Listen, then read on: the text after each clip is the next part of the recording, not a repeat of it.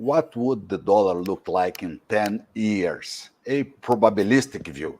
It's a pleasure having André Luiz Jakubovics with us today. Good afternoon, André, and Hello, our audience. Professor Cavanha. It's a pleasure to be here. Great. So, André, how big is the influence of the dollar today on the world economy? Can we survive without dollar nowadays? Well, we must distinguish between world trade and financial markets. Okay, until recently, most transactions in the world trade ecosystem were denominated in dollars, and the U.S. dollar still dominates world trade, uh, whereas copper, oil, and gas, these commodities are all still quoted in dollars. Okay. As far as the financial system, that's a completely different story. Dollar dominance has been the case ever since World War II. Uh, we had the gold standard until 71, and then we moved on to the petrodollar standard. And as far as financial markets are concerned, it's very hard to predict what's going to happen and how long it will take, because you have dollars circulating within the US borders, but you have a huge amount of dollars circulating offshore. The most remarkable pocket of dollar circulation is what we call the euro dollar system.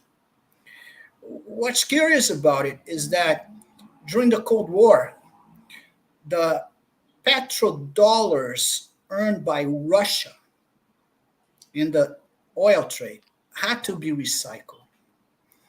So they created the euro dollar system so that they could say, yes, Russia is our enemy, but the money Russia was earning from its oil sales had to be recycled towards investments. And the euro dollar system was kind of like uh,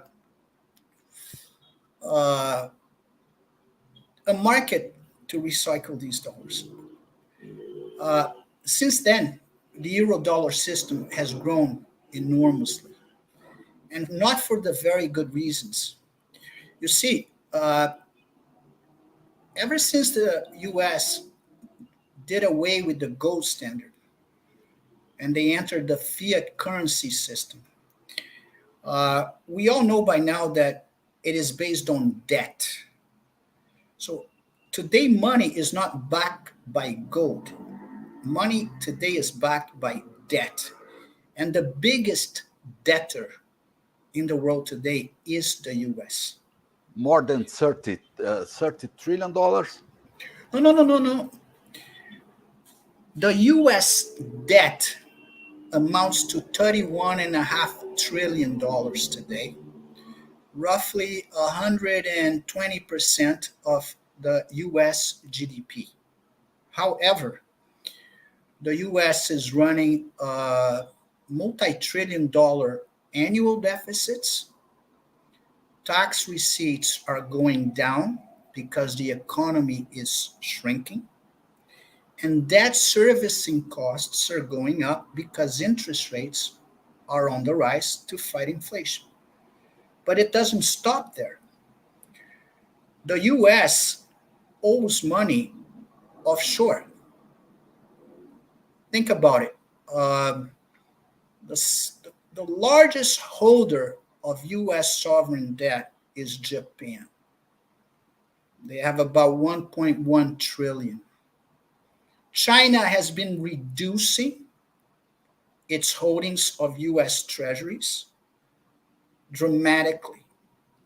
Probably by Yet, the difficulties they have to them. So well, they've been reducing their exposure. Let's put the geopolitical aside for a moment mhm. and just think about the Chinese government watching how much spending is going on in the US, the size of the debt, the size of the deficits, the money printing, and of a sudden the Chinese government might think, how long is dollar going to hold its purchasing power?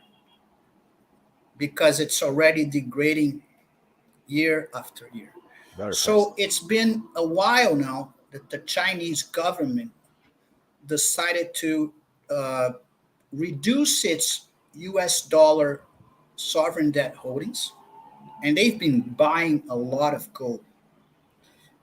Adding to what you have said right now, it goes without saying. Once it became crystal clear, something that the US has been doing for quite some time, but now it became really clear when they confiscated Russia's US dollar sovereign reserves and kicked them out of the SWIFT system. They already knew the US has been weaponizing the SWIFT system. They have been weaponizing the US dollars for quite some time. They've done that with countries, for example, when Iran flirted with the idea of selling oil for non US dollar currencies. Mhm. They brought the guns, they created a mess in Oil North market. in the Middle East, and they sent a clear message: don't even think about it. So goes without saying, the petrodollar system that was born after the gold standard was a crystal clear deal between the US and Saudi Arabia, where they said, I will protect you militarily, but all the oil that the world so much needs will have to be traded in dollars. But Saudi Arabia is moving to the side of Russia and China, is being friend of them. Well, it's even worse than that, Professor. Think about it. The United States has been, uh, what's the word? They have been trying for keeping peace in the Middle East for decades on end. But maybe they were not really trying. Maybe they were just faking it. Maybe. Because the minute Saudi Arabia decided to pull off the petrodollar agreement, the Chinese were able to cut a peace deal between Iran and Saudi Arabia. It's impressive. Something United States wasn't capable of doing for decades. Decades. The Chinese did in a few weeks. So you understand the truth is coming out. Some very hard truths. So the Chinese would be reducing their US dollar holdings, say because the dollar is devaluing, because the US Treasury is not preserving the dollar purchasing power. But if that wasn't enough, you have meaningful geopolitical reasons, the weaponization of the SWIFT system, the weaponization of the Swiss dollar, And of, being of, of used, the of the being SWIFT, used, the US and dollar. sorry to interrupt you, but being used to sanction other countries, do Exactly. not allowing them to use SWIFT Exactly. codes. Yeah, So impressive. when they did it to Russia, it was kind of like a tipping point. It wasn't something they didn't know, but it came to a point where everybody had this Minsky moment. Hey, wait a minute. I could be next. So all of a sudden, everything tipped. I would go to say, going back to trading agreements, and then we'll go back to the financial system. Mhm. I'd say that this arrangement between BRICS plus countries is not necessarily a challenge to the US dollar dominance. I would say, as of right now, in the short term, it's a kind of like a lifeboat against increasing geopolitical tensions that we're witnessing right now. Think about the war in Ukraine, where Americans are forcing their agenda on the Europeans at the expense of the European economy, and a lot of suffering, death, suffering, inflation, everything that comes along with the war in Ukraine. So you've done away with the German industry due to lack of energy. And that somewhat helps the United States economy because they're selling them natural gas, Liquefied. liquefied natural gas LNG, LNG. for four times the price when compared with the pipeline from Russia. And very vulnerable because you have 70 ships, cargo ships, traveling every week And the from port United. infrastructure is not good It's enough. big Oh, investments. so Germany went from extremely efficient, cheap, and reliable natural gas from the pipelines from Russia to what we see today.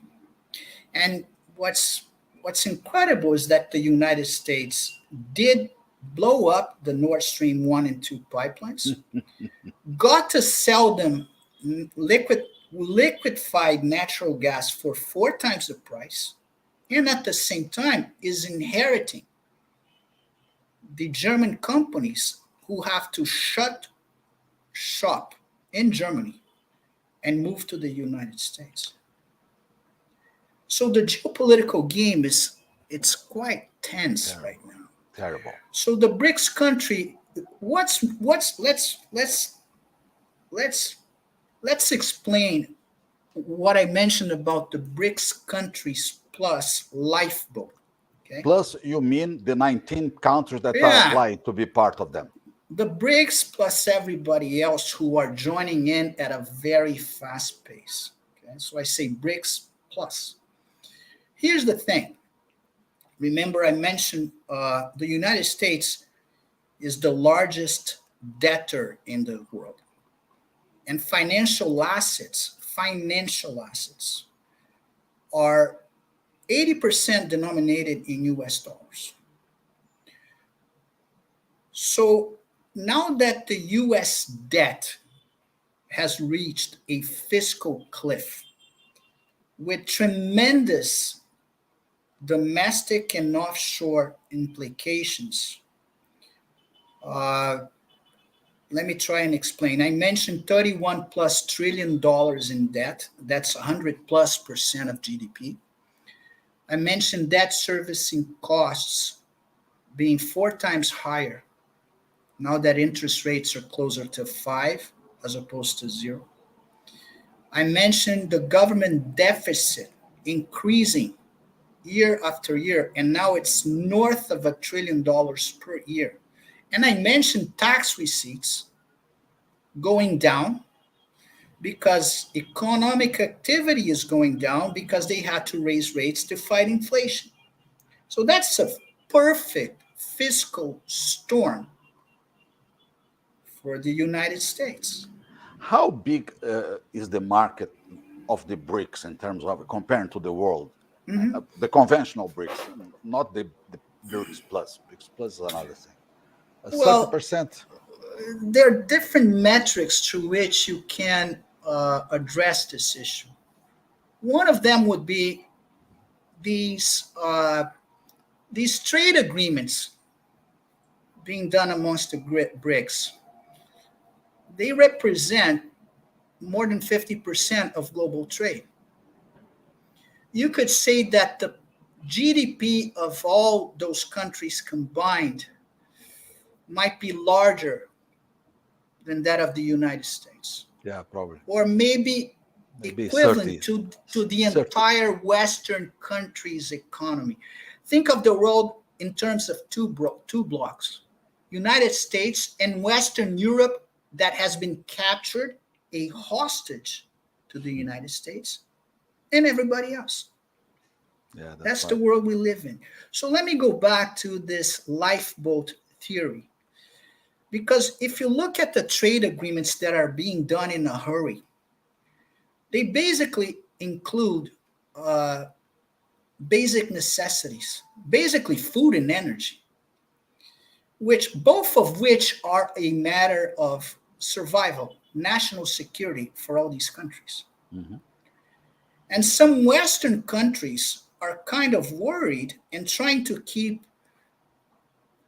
one foot with the Americans, but trying to put another foot with the BRICS. And here's the why. Remember, I mentioned uh, 80% of the financial system is dollar denominated. The US is on a fiscal cliff, perfect storm, and they'll have to do something. However, remember I mentioned the euro dollar market. It's multi trillion. And what the Europeans did on this dollar denominated financial system, they took advantage of America's fiscal largesse, growth in spending, current account deficits, where which irrigated, sent liquidity offshore big time. So this allowed them to do the same. You see, currencies is a relative discipline. If you devalue your currency by 30%, but your neighbor does the same, you end up in parity. And that's what happened in Europe. Europe did this, took advantage of the fiscal irresponsibility of the US since 1971 and has been doing the same ever since. And when the US Treasury lost its mind during COVID, guess what? The European Union, the ECB, did the same. But there's a catch. The only country that can print itself out of this mess is the US Fed. And why do I say that? Well, the Bank of the Bank of Europe could do the same to solve its euro denominated debt, but they cannot print US dollars to solve the euro dollar denominated debt. Mhm. Mhm. Yeah. So why the lifeboat theory makes sense, even for Macron of all people?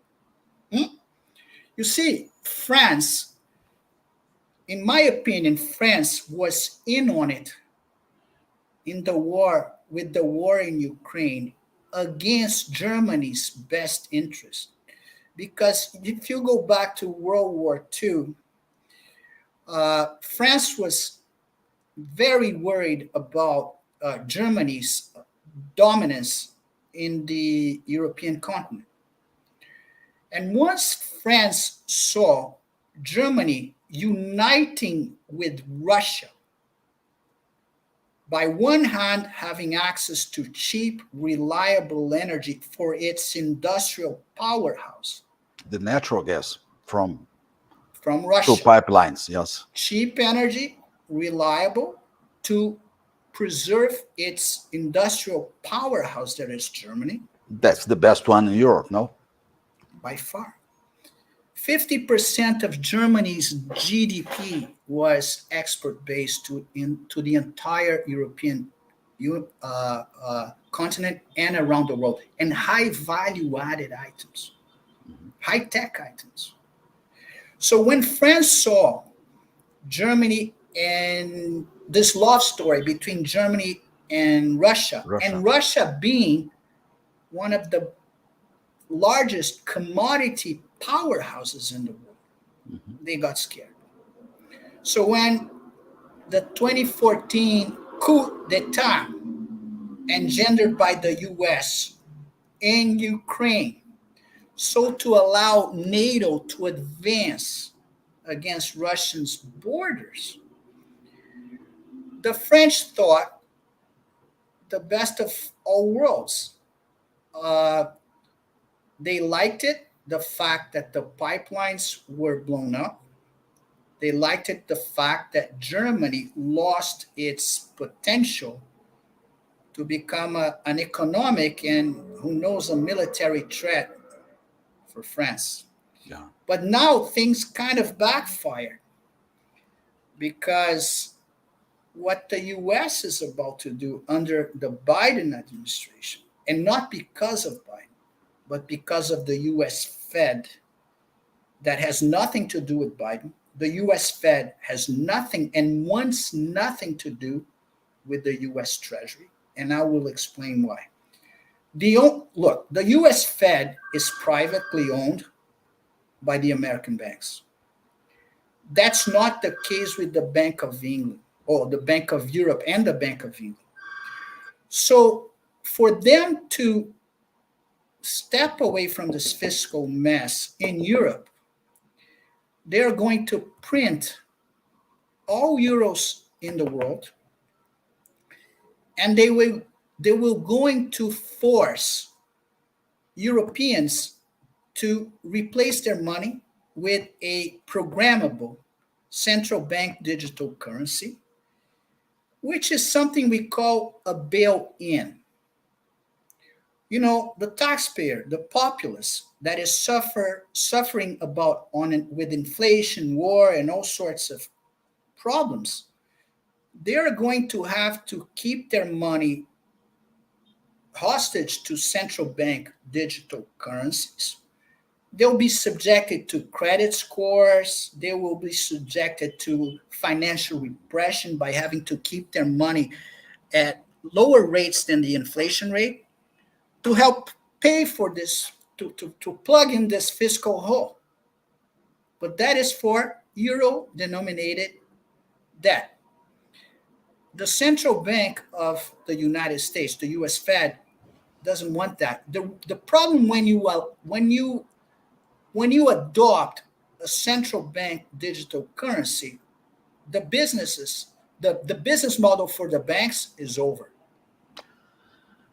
Let me move a little bit from this vision, these views that you have from finance, debt, fiscal, to the supply chain, to the global supply chain, to the productive process, productive in the sense of manufacturing, production, Mhm, and mhm, assembling, and so. mhm. How do you see, without dollar, a global trade, a global manufacturing and supply chain, a complex supply chain? How can we manage without dollar?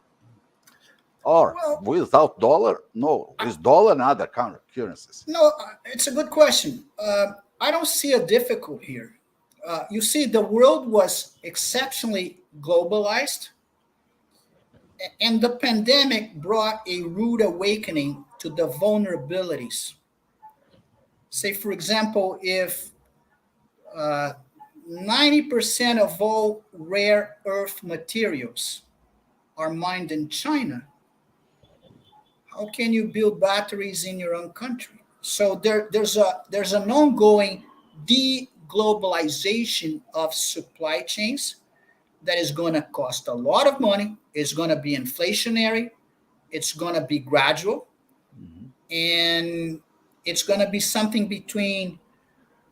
It's not going to be full deglobalization, but they're going to move in that direction. As far as being traded in dollars or not, there's an easy solution for that, because if you think about the BRICS Plus, their currency, remember I said currency is a relative game. The yuan is not any more credible than the dollar. Quite the opposite. Nor is the real, nor is the Argentina peso. I mean, these are joke currencies compared with the dollar. And the dollar is going from bad to worse. So a lot of people look at the BRICS Plus and they laugh. But here's the thing, these trade arrangements between the BRICS Plus outside the dollar, it can be scaled. And how so? One, one solution that is already in the works is that you might be able to trade in Chinese yuan, and every single player can go into the Chinese uh, exchange and trade those yuans for gold, Gold, but physical gold, or physical gold. but So how? this gold, and this is the problem, because this gold has to be stored somewhere. It has to How? be it has to be audited, and eventually it has to be transferred. I may recall back in 71, Charles de Gaulle sent a naval ship to New York to get his gold. But the digital And they currency said, that no, are no, we'll get there. So, one way is for you to scale non US dollar denominated trade amongst BRICS Plus is already in the works. The Chinese would love to have everything denominated in yuan, convertible into gold in a Chinese exchange, and maybe have this gold warehoused somewhere where you can audit and pick it up as you wish. but imagine the volume of gold needed to have No, no, all no, money no. of those. Look, if you want, if look, the more you scale trade in non-US dollar assets, whenever you do more trade, you generate more wealth. This wealth has to be stored, parked, invested somewhere. So let's go down the list. They're not going to buy any more US treasuries with that money. That's all what they did until recently. They're not going to do that anymore. Are they going to buy European sovereign bonds? They're in worse shape. So they're not going to do that. Are they going to buy zero interest rate Japanese bonds? No. They're not going to do that. So they Maybe have in to. Brazil, maybe in Brazil is the highest tax in the world. I don't think they will. Not at that scale. So they can do either one things. They can buy gold, physical gold, and from time to time take this physical gold and store it in your own country. Or you can leave your gold in a depository in China or in India or any credible jurisdiction that the countries involved feel comfortable with. Brazil might be comfortable with keeping certain tonnage of gold in China in good faith, in trust that the gold is going to be there when they need it, in trust that the yuan is not going to be debased and the gold is not going to be confiscated. But the But you, Chinese, but you need a military support to preserve, to protect this gold, isn't? here's the thing. Remember, Charles de Gaulle tried to retrieve his gold, and there's nothing he could do. So Brazil, if Brazil tries to retrieve its gold stored in China, they might have a problem. So one way to mitigate this is to avoid keeping large amounts of gold outside your own custody. So you would have to, from time to time, send a 747 Boeing jet to pick up your gold in China. Oh, it's better than fiat. It's not as scalable. And then I'm going to address what you just said. There's one way you can scale it with zero problem, and that's Bitcoin, digital gold, because you can send it back and forth. It's decentralized. Nobody can debase it. Nobody can print any more than 21 million. You know, the blockchain technology is decentralized. The mining is decentralized. The nodes are decentralized. It's money. It's private money. But governments don't like this. If I were the government, I wouldn't either, because government can print money and enslave everybody else. But listen, if you think in the long term, professor, it's unavoidable. Long term, it's unavoidable because they can't stop it. So think about game theory. El Salvador has already adopted Bitcoin. It's no big deal. They're a small country. But sooner or later, there's going to be a country who's going to see a competitive advantage, is going to adopt Bitcoin, and all the wealth in the world, everybody who wants freedom, everybody who doesn't want to be a debt slave, are going to move there physically with their Bitcoin Wow. eventually. I'm talking game theory. But going back to the dollar survival,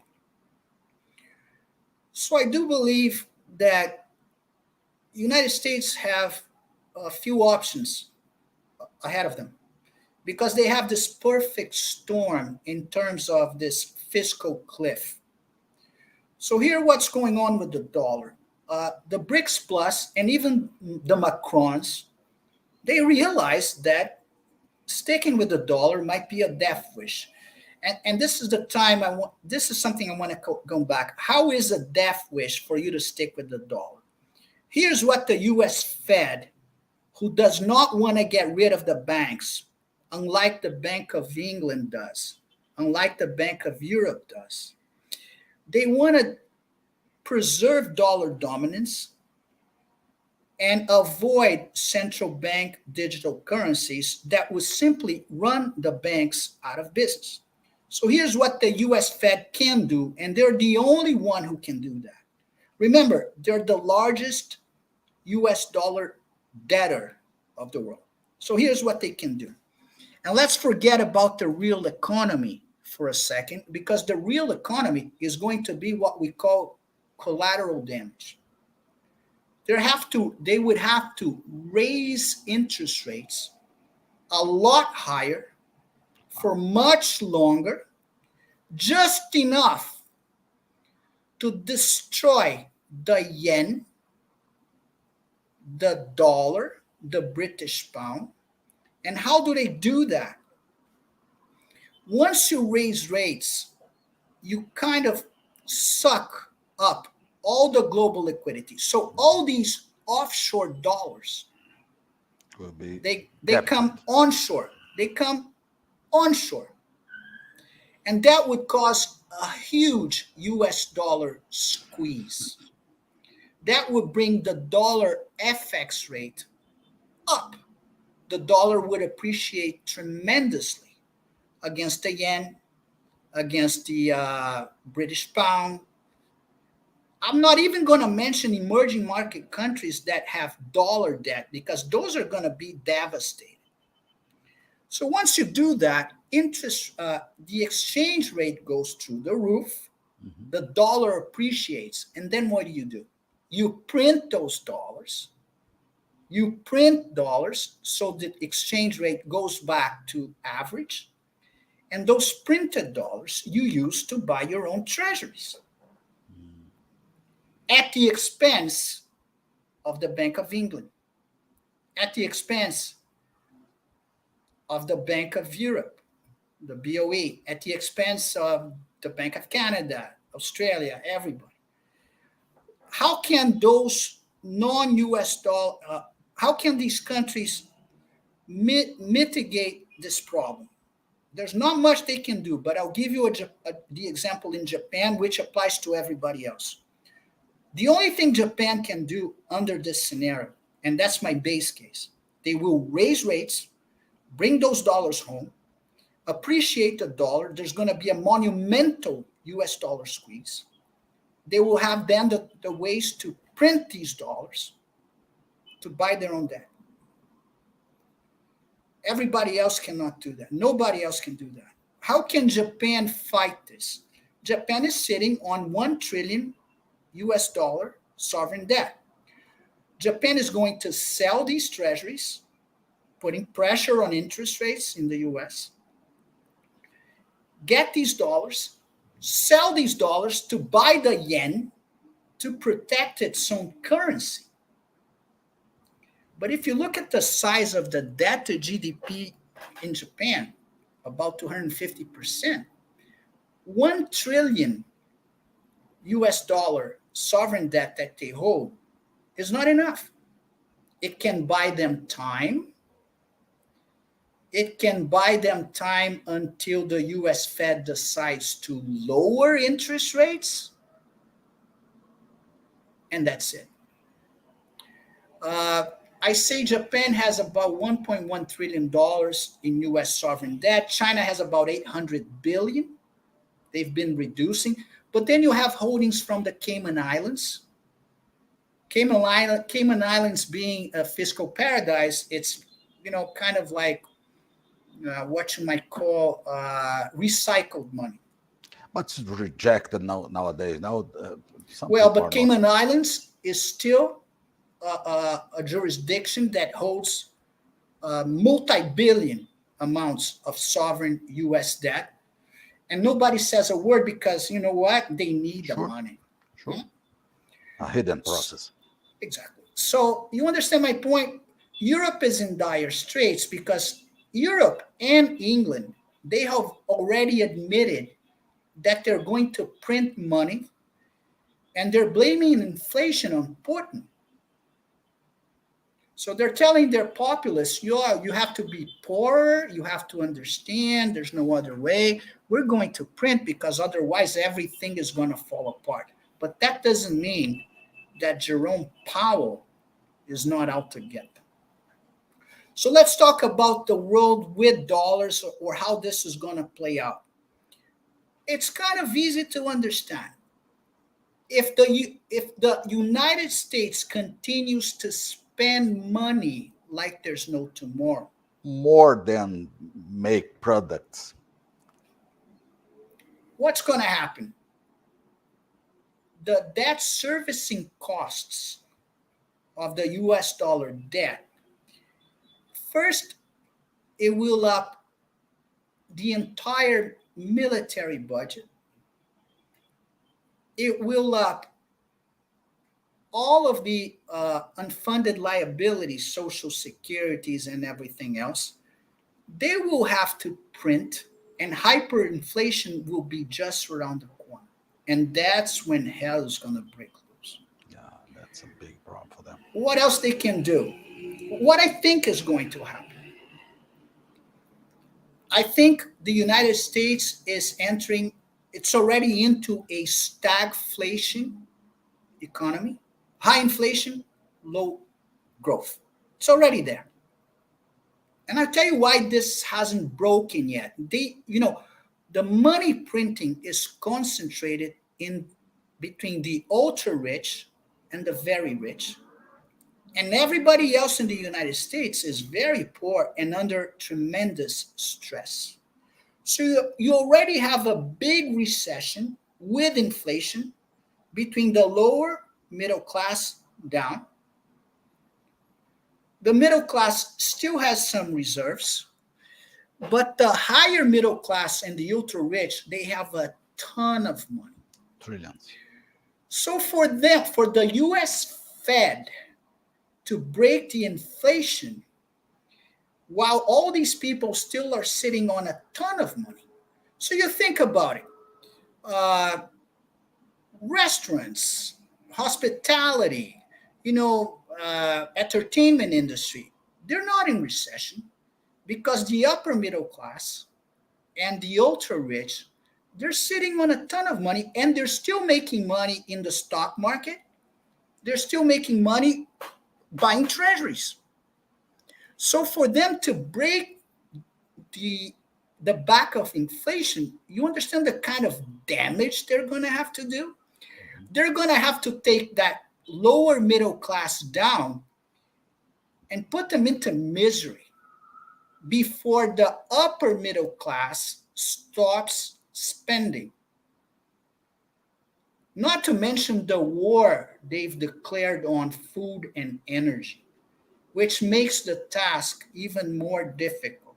So I don't see a bright future for the US economy, let alone for the dollar in the long term. But in the short to midterm, the one thing that the US Treasury can do, and in my opinion, they will do, is first off, one problem at a time. The first problem is we, as the dominating currency, we have to be the last one standing. So before the dollar dies, the euro will have died. The pound would have died. The yen would have died. You believe that the manufacturing plants and process or production process can be, let's say, moved to the US again, or it's impossible? Well, that's the part of the solution because we're going to have stagflation under this current scenario. Mhm. The United States is already in stagflation. There is a high risk of them moving into depression levels, deflation, and soon after, hyperinflation. It's an end of the world scenario. But going back to what you have just said, what is it they have to do? It's easy. Cut government spending. Sure. Sure. It's not hard because they're spending money with a lot of stupid It's stuff. impressive every day. So if they cut the government spending and set themselves back in a rightful economic track, they can do all these things and more. They can bring back manufacturing jobs to the United States.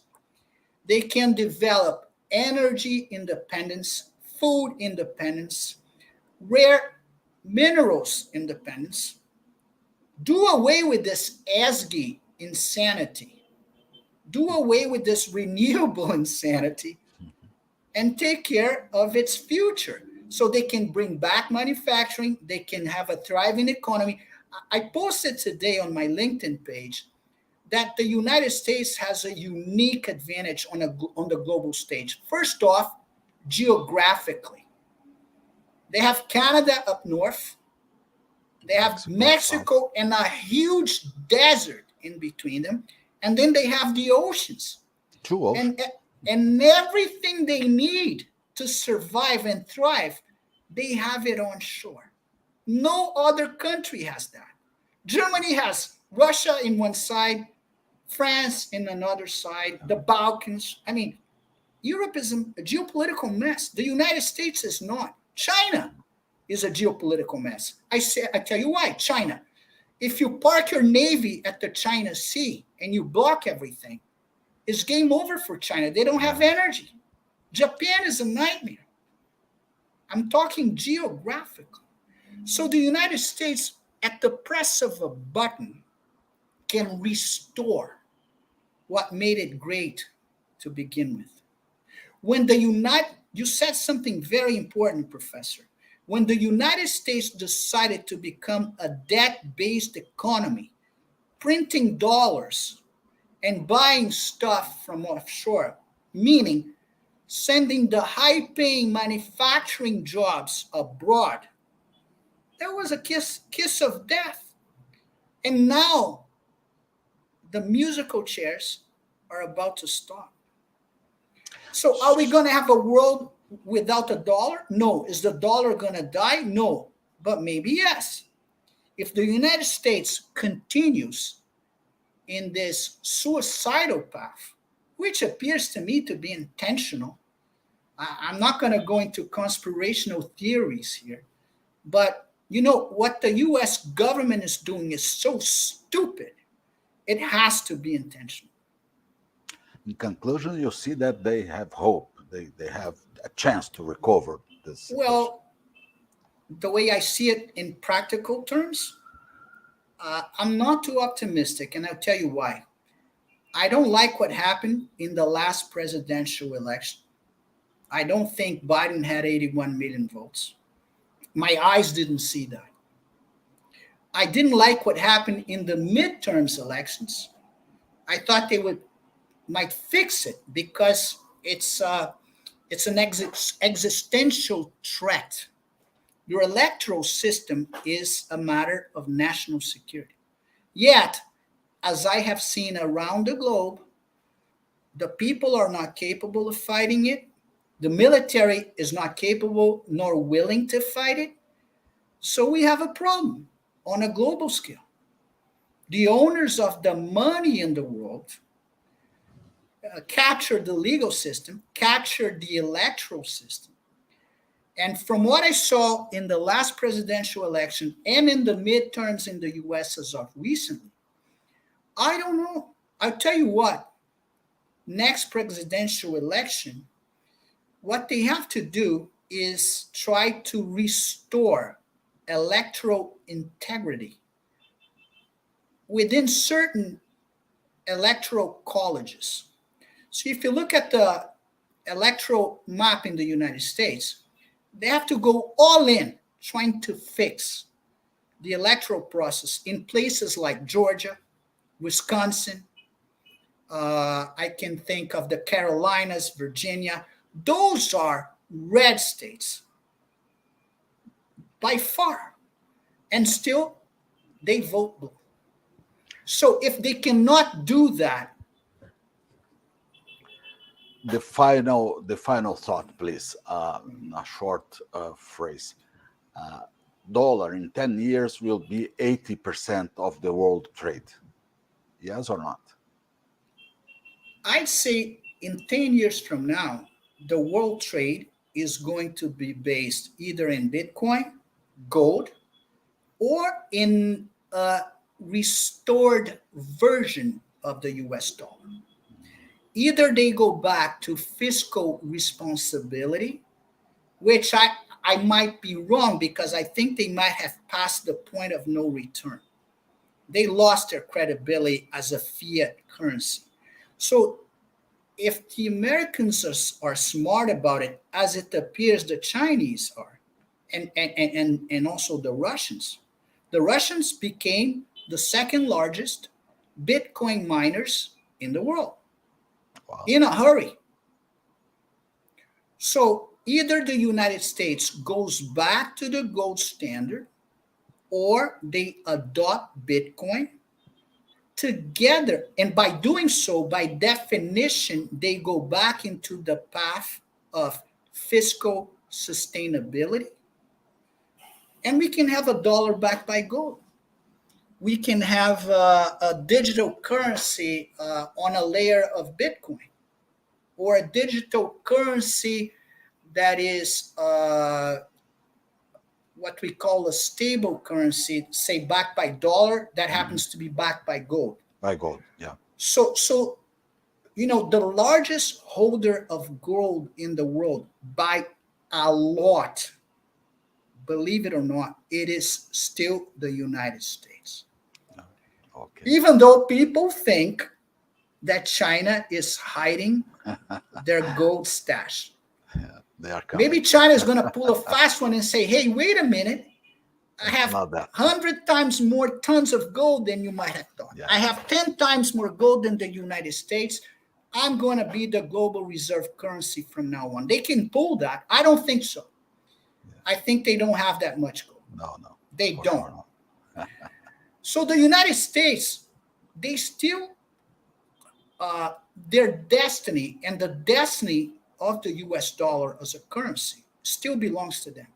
Mm-hmm. Okay.